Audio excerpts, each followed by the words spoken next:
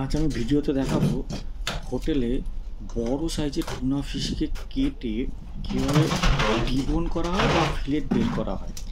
ভিডিওতে হয়তো ফিশটার সাইজ বা ওয়েট বোঝা যাচ্ছে না, কিন্তু এই ফিশটার ওয়েট প্রায় 8 কিলো মতন ছিল। আশা করি মাথাটা আর ওই লেজটা ভালো করে দেখলে বোঝা যাবে যে কত।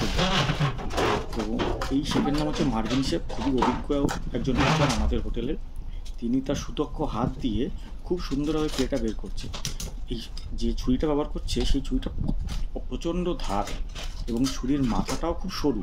তো সেই ছুরিটা আস্তে করে ঢুকিয়ে দিয়ে মাছের মধ্যে খুব সুন্দর করে তখন কাঁটাটার উপর থেকে, মানে মাথার মাঝখানে যে কাঁটাটা থাকে সেই কাঁটাটার উপর থেকে ছুরিটা চালিয়ে সুন্দর করে ফিলেটা বের করে নিল। এবার ওই ফিলে থেকে যে অংশগুলো যার ভিতর কাটা আছে বা যে অংশটা দরকার নেই সেই অংশটা আস্তে করে বার করে দিয়ে এবং উপরে যে স্কিনটা আছে মাছের সেই স্কিনটা আস্তে করে বের করে দিয়ে যে সলিড মাংসটা বেরোলো সেই সলিড মাংসটা থেকে এইভাবে মানে হচ্ছে মাঝখান দিয়ে কেটে ঠিক প্রজাপতি সাইজের বা বাটারফ্লাই স্টাইলে কেটে টুনা স্টেক তৈরি করা হলো। এবার এইটাকে রান্না করে আমরা আমাদের গেস্টকে পরিবেশন করব। কেমন লাগলো ফিলে স্টেক?